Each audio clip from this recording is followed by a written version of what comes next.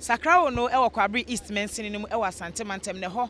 na lawyer Kojo Owusu afri ya dodo na friend Sir John ofri na ebra otoye no empanyimfo bebre na na ekasa o makwan ne ye enu nti komo hwe aban anim se obeba besiesie akwan ne po ansana o mapowura Krabre enam so emampanyimfo ewo kromo no friend Sanchofo nhia mu ene ye bohye ahodo na nya senketo akra nyankropon ye adom a ochena da edikosi na wotwe wieye ena omde Sir John etompem na so hwe kwan no se na esitie machine ba ko ena omde asiso a edwie kwan no arehosam ne se ensuo to a adehye atwa kwan we ya na omo so na egujempa esu ena omo so esan so omakwan ne ye na omani da kwan se enka Sir John atoyi de mpanyimfo besiesie kwan ne po e de amaomo ansa na omaba be ye no nanso de na esie ye ne adehye ne bi edi nkomo na ya hwe nsem omo kan de for omo kwan no ne bohye ahodo a mpanyimfo e de hye omo senka ombe kwan na amaomo. It was true Sir John and me my uniform anyway. We are council officer of Forestry Commission. Miraho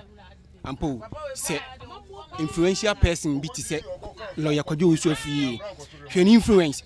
even 2012 na ye nim sana na beba bi mo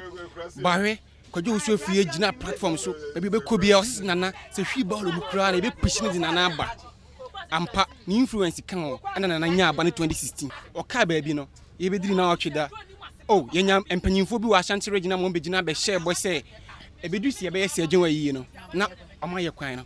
ye bedi na wapcheda no ebeka 2 days amaye di na wapcheda no sister contractor na no ye kwan no se gata na obeye from home to Ebia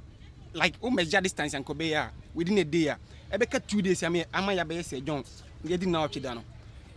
like minim baby akade onyade ye adwuma no ye di na wapcheda no wi no sane man de koe me se menye prophet you by me mpaye ne se on ada ebe ye ni nsuo nto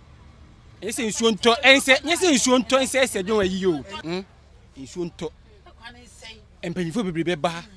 na ekwan ne nse na momfa somra na mo politicians sabi ohwama omadi ye sem pipi aban pa sa kwan ne de omomodna no omo ayen da bi wo mu dada nko dada ade ena ye ni ji e omo ka kire ye se sa Sir John hyabu busumi nsia ne de enu sie nyi no na omo aye ye kwan na mayen e ma enyina ye ni je wahu afi ye hwe afi de na anu ye be ka sie be yi Sir John so ye anya kwan na mayen